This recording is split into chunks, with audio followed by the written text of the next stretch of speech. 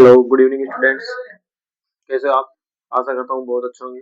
आपका स्वागत है हमारे यूट्यूब चैनल उन्नत क्लासेस बाई डीएस में।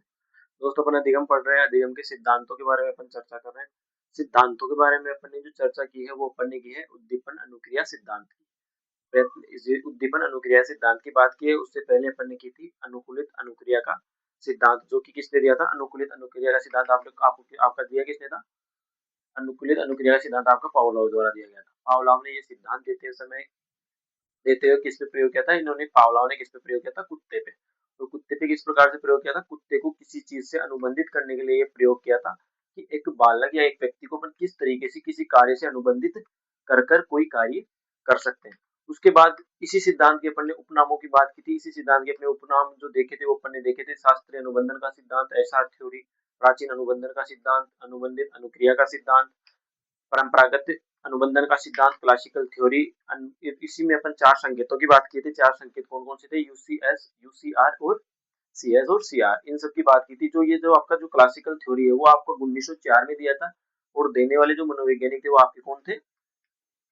पावलोव। ठीक है। और प्रयोग किस पे किया था? इन्होंने कुत्ते पर किया था। इन चीजों की अपन ने बात कर ली थी। उसके बाद अपन बात करते दूसरे सिद्धांत। दूसरा सिद्धांत जो अपना था वो अपना था उद्दीपन अनुक्रिया का सिद्धांत, ऐसा थ्योरी, स्टिमुलस एवं रेस्पॉन्स थ्योरी। इसके बारे में अपन चर्चा कर रहे थे और ये जो सिद्धांत देने वाले थे वो आपके मनोवैज्ञानिक थे, आपके थॉर्नडाइक।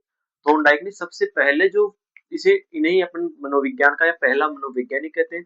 और यह सिद्धांत देते हुए इन्होंने सबसे पहले जो सिद्धांत दिया इसमें 1898 में प्रयास और त्रुटि का विचार दिया। यानी प्रयास कर रहे और इंसान प्रयास करता है, त्रुटि गलतियां कर ही प्रयास करके वो सफलताएं पा लेता है। इसके बारे में इन्होंने ये विचार 1898 में दिया था और फिर 1913 में इन्होंने किस पर प्रयोग किया था? इन्होंने बिल्ली पर प्रयोग किया था। और वर्तमान जो सिद्धांत जो आज अपन पढ़ने वाले हैं जो अपन पढ़ रहे हैं वो दिया था इन्होंने कब? 1913 में। और इन्होंने किस पे प्रयोग किया था? एक भूखी बिल्ली पर प्रयोग किया था। ठीक है। तो इसके बारे में अपन ने चर्चा कर ली थी किस प्रकार से उन्होंने भूखी बिल्ली पर प्रयोग किया, किस प्रकार से उद्दीपक को देखकर बिल्ली ने क्या किया कि अनुक्रिया की। जिस प्रकार से वो बिल्ली उस उद्दीपक को देखकर अनुक्रिया करती है और अनुक्रिया करते करते जिस प्रकार जो उनका जो पजल बॉक्स था, थॉर्नडाइक ने जो पजल बॉक्स बनाया था उसमें कुछ ऐसे प्रकार का एक लेयर होता है, एक बटन होता है जिसे स्विच करते ही गेट खुल जाता है और बिल्ली बाहर आ जाती है। तो वो बार बार इधर उधर प्रयास करती है और बार बार वो प्रयास करते करते अंत में वो क्या पा लेती है? सफलता। तो उसी हिसाब से बच्चों एक स्टूडेंट्स को भी बार बार लगातार प्रयास करते रहना चाहिए, बार बार मेहनत करती रहनी चाहिए। जब बालक या स्टूडेंट बार बार जब मेहनत करता रहेगा, मेहनत करने से स्टूडेंट्स को क्या मिल सकती है बच्चों? सफलता। और इस सिद्धांत को देते हुए उन्होंने थॉर्नडाइक ने इस अधिगम के सिद्धांत के थॉर्नडाइक के अधिगम नियम दिए थे। और कितने अधिगम के कितने नियम दिए थे बच्चों? 8 नियम दिए थे। 8 नियम में कौन कौन से दिए थे बच्चों? 3 तो इन्होंने दिए थे जो मुख्य नियम दिए थे। और दूसरा में अपन ने बात की गौण नियम। गौण नियम इन्होंने कितने दिए थे? 5। देखो मुख्य नियम क्या क्या थे? मुख्य नियम थे आपके पहला तत्परता का नियम, दूसरा अभ्यास का नियम, तीसरा प्रभाव का नियम, जिनके बारे में अपन चर्चा कर ली थी। तो तत्परता का नियम से तात्पर्य है कि बच्चा अगर अपन किसी कार्य के लिए तत्पर नहीं है तो उस कार्य में अपने को सफलता मिलने की संभावना कम रहती है और उसमें अपन रुचि भी कम लेते हैं। और अगर अपन किसी कार्य को करने के लिए पहले से ही तैयार है बच्चों, तो अपन उस कार्य को बहुत आसानी से और रुचि के साथ कर सकते हैं।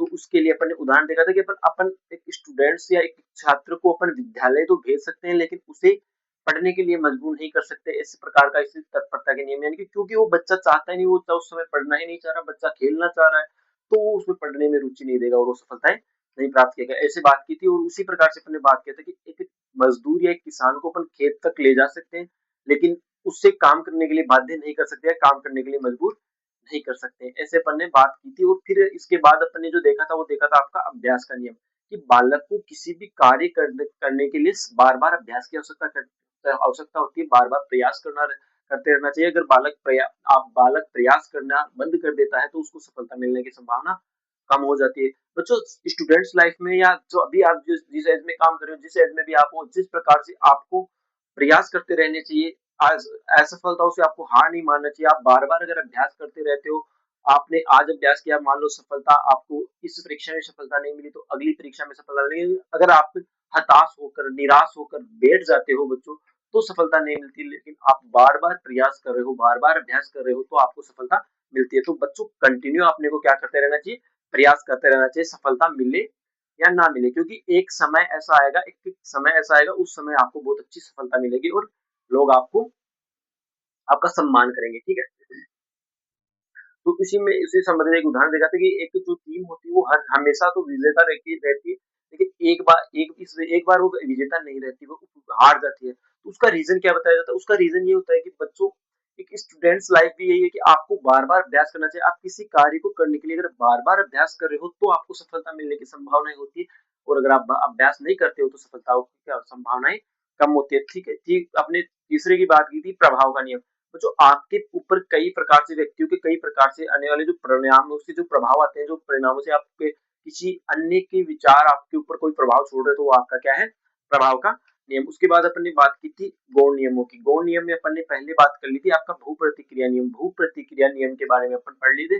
भू प्रतिक्रिया नियम में अपन ने क्या लिखा था? भू प्रतिक्रिया नियम में अपन ने देखा था कि एक बालक या एक स्टूडेंट या एक छात्र सफलता पाने के लिए अलग-अलग तरीके से अभ्यास करता है, यानी कि उसका लक्ष्य एक ही है, लक्ष्य उसका एक ही है, लेकिन उसका जो कार्य है वो अलग-अलग क्षेत्र में कर रहा है। मतलब आपका लक्ष्य तो सिर्फ एक है, आपको क्या बनना है? शिक्षक बनना है, लेकिन आप उसके लिए अलग-अलग मार्गदर्शन का सहारा लेते हैं। जैसे आप मान लो किसी कोचिंग में आप कोचिंग करने जा रहे हो, आप कोई अच्छी सी गाइड पढ़ रहे हो, आप किसी के नोट्स लगा रहे हो, किसी के मॉक टेस्ट लगा रहे हो, तो आप अलग-अलग, यानी आप आपको सफलता एक चाहिए, लेकिन आप उसके लिए जो अलग-अलग कार्य करते हो, अलग-अलग क्षेत्र से जो कार्य करते हो, वो होता है आपका भू प्रतिक्रिया नियम। यानी कि आपको एक उद्देश्य या एक लक्ष्य, आपका एक लक्ष्य जो निर्धारित किया वो प्राप्त करने के लिए आप अलग-अलग रास्तों से गुजरते हो। आपका होता है बहु प्रतिक्रिया का नियम। उसके बाद दूसरा गौण नियम है, जो बच्चों आज अपन बात करेंगे दूसरा गौण नियम। तो दूसरा गौण नियम क्या है? दूसरा गौण नियम वो है, वो आंशिक अनुक्रिया का नियम।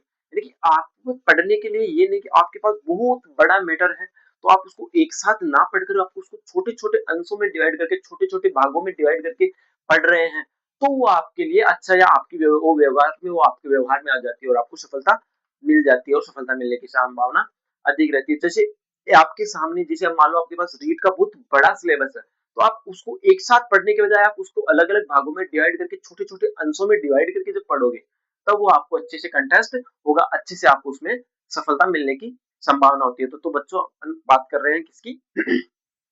अधिगम के नियमों की। किसके अनुसार? थॉर्नडाइक के अनुसार।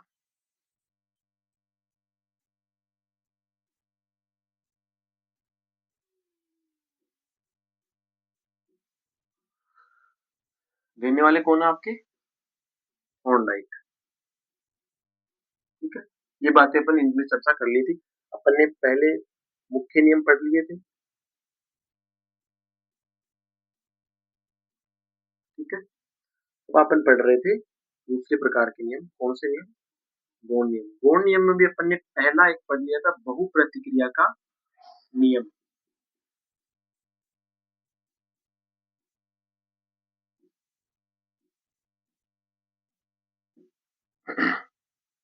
बच्चों, बहु प्रतिक्रिया के नियम में क्या देखा था अपन ने? बहु प्रतिक्रिया के नियम में देखा था कि आप एक सफलता को पाने के लिए, आप अपने एक लक्ष्य तक पहुंचने के लिए, आप अलग-अलग चीजों का, अलग-अलग शब्दों का, अलग-अलग वस्तुओं का आप सहारा लेते हो, प्रतिक्रिया करते हो या अनुक्रिया करते हो। आपका बहु प्रतिक्रिया का नियम। दूसरा जो बात कर रहे थे, करने वाले हैं आज अपन, वो करने वाले हैं आंशिक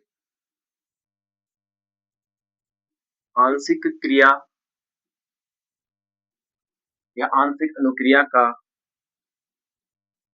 नियम।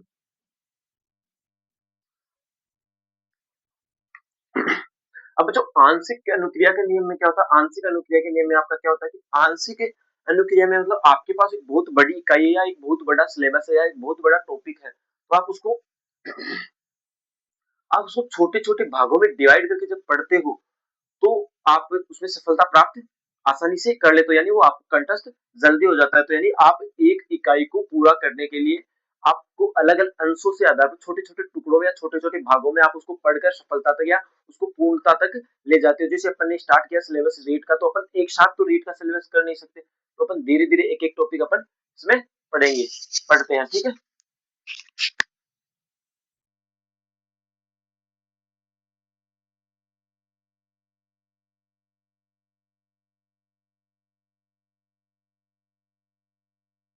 इसमें क्या लिखना है अपने को? जब कोई व्यक्ति, कौन से नियम में? आंशिक अनुक्रिया के, आंशिक क्रिया या अनुक्रिया के नियम में, जब कोई व्यक्ति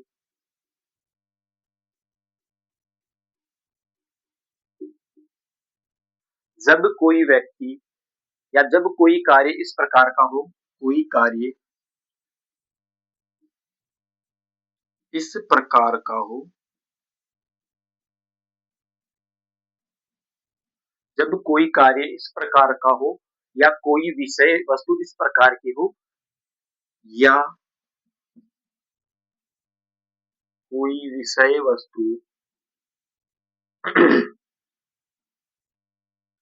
कोई विषय वस्तु इस प्रकार की हो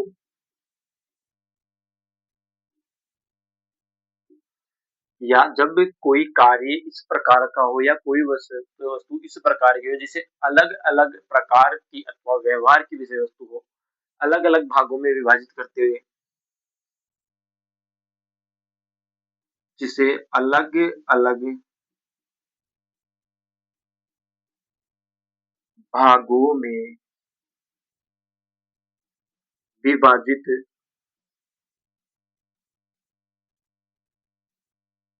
करते हुए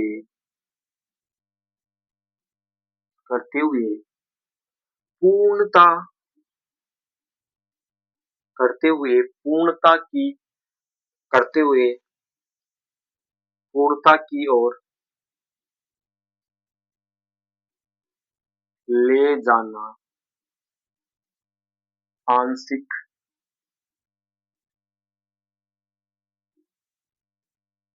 क्रिया या अनुक्रिया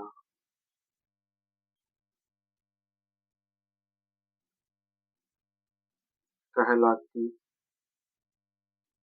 है। ठीक है, इसके उदाहरण लिखो बच्चों। इसके उदाहरण में अपन देखेंगे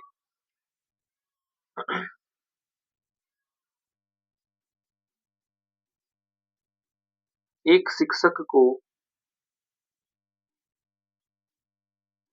एक शिक्षक को एक शिक्षक को अपने पाठ्यक्रम को एक शिक्षक को अपने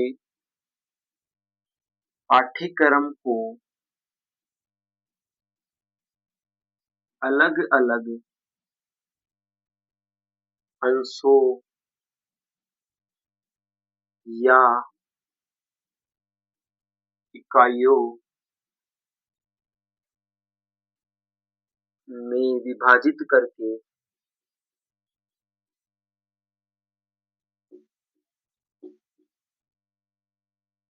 पूर्णता तक ले जाना। यानी कि किसी एक इकाई को आप अलग अलग अंशों में यानी आपके पास कोई ऐसी इकाई है जिसको आप अलग अलग अंशों में विभाजित करके उसको अपने अंतिम पॉइंट तक यानी अपने अंतिम बिंदु तक ले जाते हो, वो आपका क्या होता है? आंशिक अनुक्रिया का या आंशिक क्रिया का नियम। ठीक है बच्चों, आगे अपन बात करने वाले हैं बच्चों।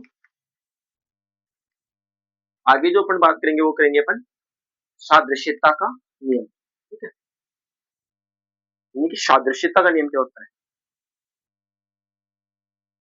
ठीक है, ये तो लिख लिया होगा आपने।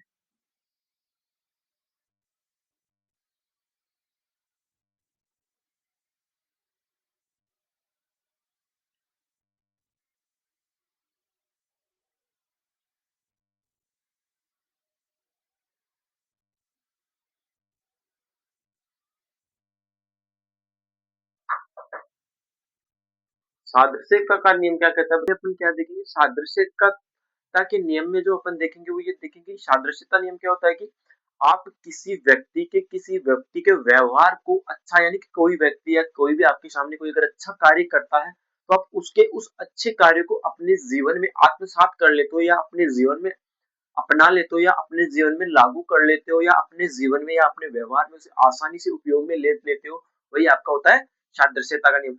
सादृश्यता का नियम में होता क्या है? जैसे मान लो सपोज दैट आप अपने ननिहाल गए हुए हो, ननिहाल में मान लो जैसे ज्यादा बच्चियों के लिए है ये उदाहरण। बच्चियों में क्या होता है कि एक बालिका जो है अपने ननिहाल जाती है और अपनी नानी को किसी क्या करते देखती है, वो अपनी नानी को हलवा बनाते हुए देखती है। क्या बनाती हुई देखती है बच्चों? हलवा। देखो लार आ गई मुंह में, करेक्ट, पढ़ लो, लार बाद में टपका लेना।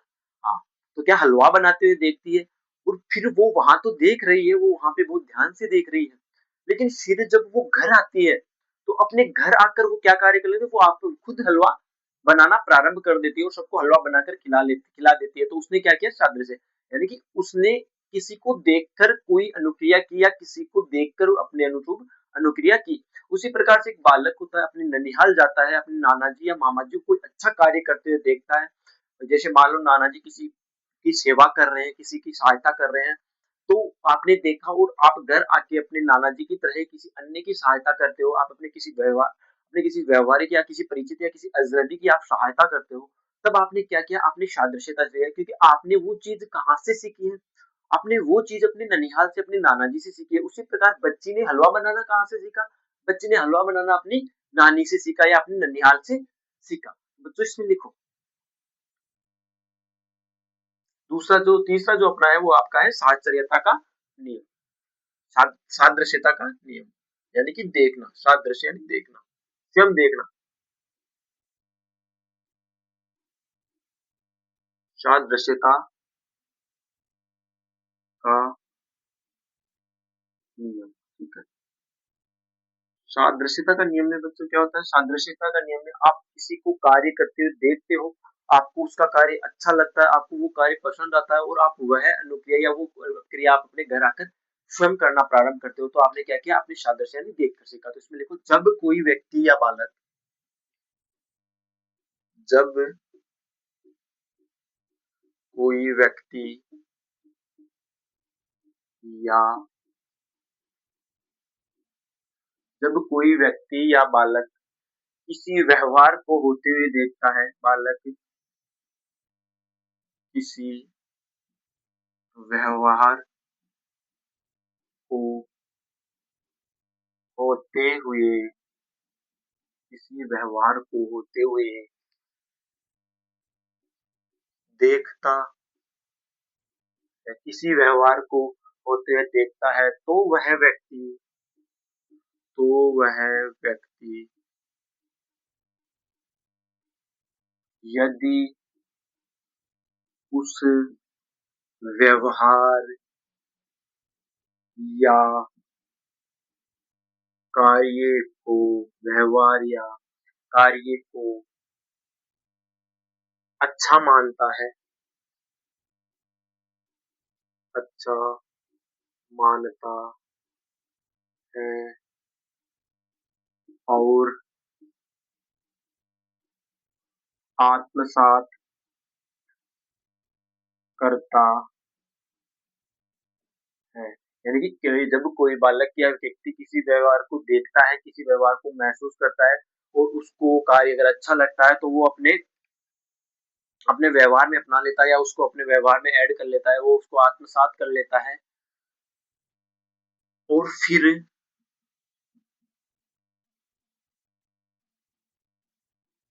दूसरी दूसरी समान परिस्थिति में समान परिस्थिति में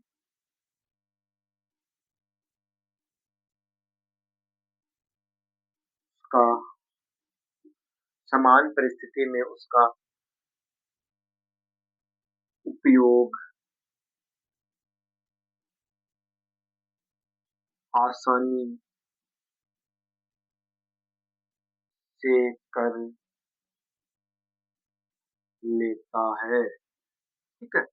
यानी कि बालक ने किसी व्यवहार को देखा, कहीं उसने कोई व्यवहार देखा और फिर वो उसको अपने वो उसको व्यवहार अच्छा लगा, वो उसको बालक को व्यवहार पसंद आया, तो उसने उस व्यवहार को अपने उस समय के समान जो परिस्थिति, उस समय जो परिस्थिति थी, उसके समान उसने वर्तमान परिस्थिति में या वर्तमान उसके समान कोई परिस्थिति है उसमें उसका उपयोग कर लेता है। तो वह क्या करता है? उस समय उसने क्या किया? सादृश्यता का नियम अपनाया, यानी कि आप उसको उसने देखकर किसी कार्य को सीखा। इसका उदाहरण लिखो, जैसे बालिका ननिहाल में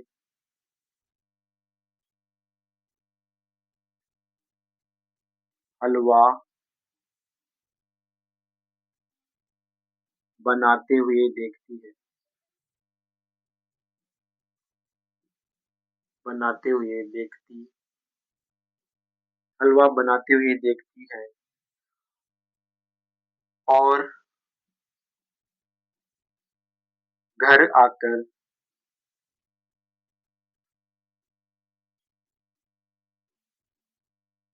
स्वयं बनाती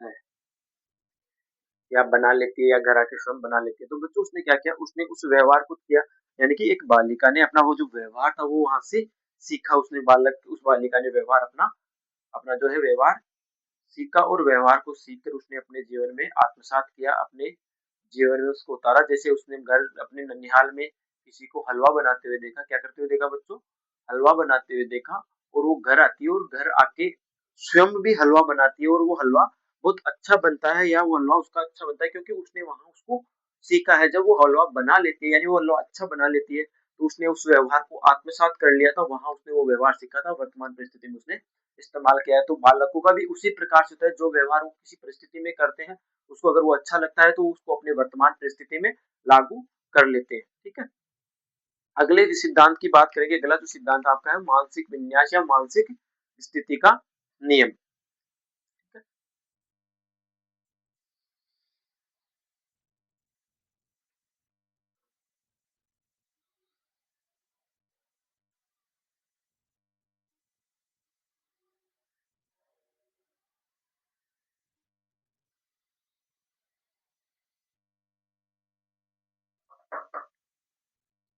अगला जो अपना जो चौथा है वो आपका मानसिक विन्यास,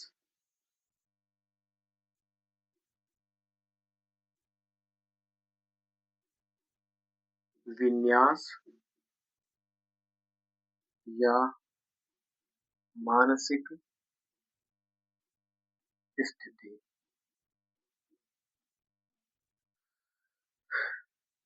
का नियम। तो बच्चों मानसिक स्थिति या मानसिक विन्यास का नियम या मानसिक स्थिति का नियम क्या कहता है बच्चों, मानसिक स्थिति या मानसिक विन्यास का नियम ये कहता है कि आपकी जिस प्रकार की आपकी मनोस्थिति होगी, आपकी मानसिकता जैसी होगी, आपको उसके परिणाम भी वैसे ही देखने को मिलेंगे। यानी कि आप किसी चीज को, किसी कार्य को लेकर आप अगर अपने मन में नकारात्मक विचार लाते हो, नकारात्मक सोच रखते हो, तो आपके मन में आपके जो परिणाम, जो रिजल्ट्स आने वाले हैं उस क्रिया, उस प्रक्रिया या उस अनुक्रिया के, वो आपको नकारात्मक ही मिलेंगे। और अगर आपने किसी कार्य को बहुत पॉजिटिव तरीके से उसको न नकारात्मक न माने, न मानते हुए उसको पॉजिटिव वे में ही लेते हो, हर कार्य को आपने, आप उस कार्य को पॉजिटिव वे में लेते हो। जैसे कहते हैं ना कि अगर आपके साथ कुछ होता है तो आप कहते हो कि जो हुआ है अच्छे के लिए ही हुआ है। तो अगर आपकी ऐसी मानसिकता, ऐसी विचार, ऐसा विचार शक्ति है, ऐसी मानसिक स्थिति अगर आपकी हो जाती है, तो आपको उसका परिणाम भी आपको सकारात्मक ही मिलता है। इसमें क्या होता है बच्चों, कई बार क्या होता है कि एक स्टूडेंट वो है अपनी लाइफ में क्या करता है, वो बार बार बहुत सारे प्रयास करता है, लेकिन उसको सफलता नहीं मिल पाती, और वो सफलता से निराश होकर तैयारी छोड़ देता है। तो इसमें बच्चों होता क्या है, इसमें आपको तैयारी को छोड़ने के बजाय, अगर आपके मन में आपने तैयारी करनी, जैसे आपने मान लो सपोज दैट आप आरएएस की तैयारी कर रहे हो, भाई आपके मन में विचार आया, आपके मन में एक भावना जगी कि मेरे को क्या करना है, आरएएस की तैयारी करनी है। तो आपने आरएएस का उस समय आपके मन में विचार आया, आपने उसमें जोश था, फिर आप अंत में क्या करते हो, जैसे ही आप उस आरएएस का सिलेबस देखते हो और आपके मन में ऐसा विचार आ सकता है कि अपने से तो नहीं होगा, तो बच्चों भले ही आप लाख कोशिश कर लेना, आप हजारों कोशिशें कर, कितनी भी कोशिश कर लेना, आपका नहीं होगा। लेकिन अगर आपने विचार बनाया कि मेरे को आरएएस की तैयारी करनी है, आपने आरएएस का सिलेबस देखा, आपको वो हार्ड लगा कि बहुत हार्ड सिलेबस है, फिर भी आपके मन में, आपके जो मानसिक स्थिति, आपके मानसिक पटल में ये इस विचार लाया कि कोई दिक्कत नहीं है, जितना भी हार्ड होगा मैं इसको कर लूंगा। यानी कि अगर आपके मन में ऐसा विचार है कि मैं आरएएस कर सकता हूँ, तो उसका जो रिजल्ट आप आरएएस कर पाओगे। लेकिन आपके मन में अगर विचार ऐसे उस सिलेबस को देख कर ऐसा कि भाई मेरी बस की तो बात नहीं है, तो आपको सफलता भी उसी हिसाब से, यानी आपका जो परिणाम है उसी प्रकार से होगा। तो बच्चों इस सिद्धांत या इस नियम का कहने का तात्पर्य ये है कि जिस प्रकार का आपका मानसिक पटल या आपकी मानसिक स्थिति होगी ना, उसी प्रकार के आपको परिणाम मिलने वाले हैं। ये 99% राइट बात है। चलो इसमें लिखो, इस नियम के अनुसार, इस नियम के अनुसार हमारी मानसिकता जैसी होगी, हमारी मानसिकता जैसी होगी, हमारी मानसिकता जैसी होगी, परिणाम भी वैसे ही प्राप्त होते हैं या होंगे। यानी कि जैसे हमारी मानसिक स्थिति है वैसे आपको परिणाम मिलने वाले हैं। यदि आपकी मानसिकता यदि मानसिकता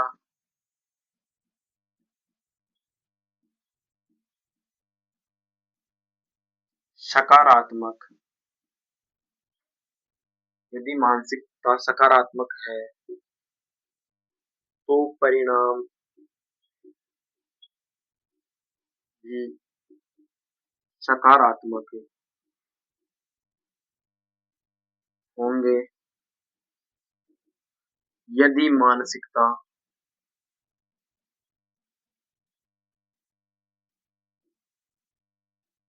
नकारात्मक है तो परिणाम भी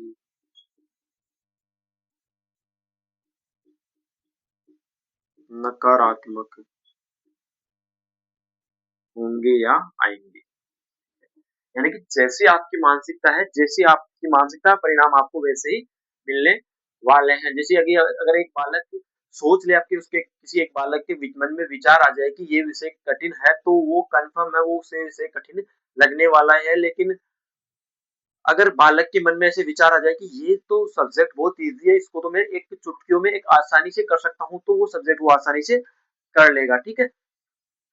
उसके बाद आता है आपका अगला जो जो अंतिम जो आपका नियम है गौण नियम में अंतिम जो नियम है वो आपका है साहचर्य का नियम। किसका नियम बच्चों?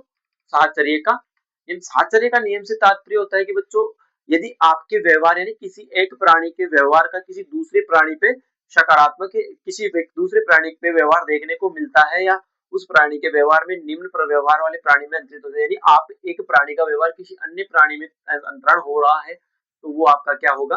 वो आपका साहचर्य अंतरण सिद्धांत या साहचर्य अधिगम नियम या साहचर्य व्यवहार का नियम होगा। ठीक है। तो अगर आपके मन में किसी विचार किसी को लेकर किसी दूसरे के लेकर अगर अच्छा विचार है तो आपके अंदर परिणाम भी आपको अच्छे ही मिलने वाले हैं। ठीक है। अब बच्चों इन सिद्धांतों की उपयोगिता आपकी चीजों इस सिद्धांतों की जो उपयोगिता है भाई इन सिद्धांत यानी जो उद्दीपन अनुक्रिया जो सिद्धांत अपन ने पढ़ा है इसकी उपयोगिता किस प्रकार से तो बच्चों इसकी उपयोगिता एक तो है आपके जो मंदबुद्धि बालक होते हैं ना जिसको जिसमें अपन मानते थे विशिष्ट बुद्धि जिसमें प्रतिभाशाली बालक आ गए प्रतिभाशाली बालक आ गए सृजनशील बालक आ गए कलात्मक बालक आ गए मंद बुद्धि बालक आ गए जड़ बुद्धि बालक आ गए यानी कि जो बालक मंद बुद्धि है देखिए जिनका मानसिक बुद्धि या जिनका आईक्यू लेवल बहुत कम है वो उनके लिए सर्वाधिक उपयोगी है। सर्वाधिक उपयोगी कैसे है बच्चों? क्योंकि बच्चा किसी उद्दीपक को देखकर अनुक्रिया करता है उसलिए उसको सफलता मिलने की संभावना अधिक होती है। और यह जो सिद्धांत है ये प्रयास और त्रुटि को सीखने पर बल देता है यानी कि ये इस सिद्धांत से आप प्रयास और त्रुटि से भी सीख सकते हैं यानी बार बार अभ्यास करोगे और गलती करोगे तो ये सीखने पर बल देता है यानी इस सिद्धांत से आप प्रयास और त्रुटि से भी सीख सकते हो। इस सिद्धांत से ही अपने को ये समझ में आता है कि इस सिद्धांत का अभ्यास किस एक व्यक्ति को किस प्रकार से अभ्यास करना चाहिए यानी अभ्यास करने से ही सफलता मिलती है। और इसी सिद्धांत में अपन देखते हैं कि यानी कि बालक को किसी सफलता या किसी कार्य को करने के लिए जब वो भिन्न भिन्न प्रकार की जो अनुक्रियाएं करने पर जोर देता है यानी भिन्न भिन्न प्रकार की अनुक्रियाएं करता है। ठीक है। तीसरे जो अगला जो इसका जो उपयोग है वो आपका यह सिद्धांत मानसिक सकारात्मकता पर बल देता है यानी ये सिद्धांत ये कहता है कि आपका जो मानसिक विन्यास यानी आपकी जो मानसिक क्षमता है वो हमेशा सकारात्मक होनी चाहिए। और अंतिम जो इसका उपयोगिता है वो ये है कि ये साहचर्य व्यवहार से सीखने पर बल देता है यानी व्यक्ति किसी दूसरे से वार्तालाप करके या किसी दूसरे के साथ व्यवहार के किसी दूसरे के साथ रहकर किसी दूसरे से व्यवहार करके बहुत अच्छे से सीख सकता है। तो बच्चों आज की क्लास के लिए इतना ही। आज की क्लास में अपन ने क्या बात की? आज की क्लास में अपन ने बात की आज की क्लास में जो अपन ने बात की थी वो की थी आपके अधिगम के गौण नियमों की। गौण नियमों में बच्चों पहला जो नियम था आपका बहु प्रतिक्रिया का नियम जो अपन ने लास्ट क्लास में देख लिया था। उसके बाद अपन ने बात की थी आंशिक अनुक्रिया के नियम की और उसके बाद अपन ने बात की सादृश्यता का नियम। तीसरा चौथा जो अपना था वो था आपका मानसिक विन्यास या मानसिक स्थिति का नियम और चौथा जो है साहचर्य व्यवहार का नियम। तो साहचर्य व्यवहार का नियम जो है वो अपन अगली क्लास में करने वाले हैं। आज के लिए इतना ही बच्चों। आपको आपने हमेशा आप मैं प्रयास कर रहा हूँ लेकिन आपने जो सब्सक्राइब कर रखे हैं वो भी वीडियोस नहीं देख रहे हैं। तो बच्चों वीडियोस सब्सक्राइब करने से नहीं होता आपको वीडियोस देखने चाहिए। अगर मैं आपके लिए मेहनत कर रहा हूँ तो आप मेरे को उम्मीद है या मेरे को ये विश्वास है कि आप मेरा पूर्ण रूप से सहयोग करोगे। तो बच्चों वीडियोस अपने देखने भी होते हैं आप चैनल सब्सक्राइब कर रखे हो और साथ में वीडियो भी देखा करो। अगर कोई चीज समझ में नहीं आए तो आप डाउट्स पूछा करो। जब आप हमसे डाउट्स पूछते हो, आप हमें सवाल करते हो, तो हमें और अच्छा कंटेंट ढूंढने के लिए प्रेरणा मिलती है। तो बच्चों, हमारे वीडियोस को आप देखा कीजिए, सब्सक्राइब कीजिए, लाइक कीजिए, शेयर कीजिए। आप हमारे वीडियोस को देखिए। अगर आपको कोई चीज समझ में नहीं आती तो आप हमें पूछिए। बच्चों, जब तक आप इन वीडियोस को देखोगे नहीं, तब तक आपके लिए ये वीडियो केवल एक मात्र वीडियो मात्र है। लेकिन जब आप इसको देखना प्रारंभ करते हो, आप इसको समझोगे, इससे पढ़ोगे।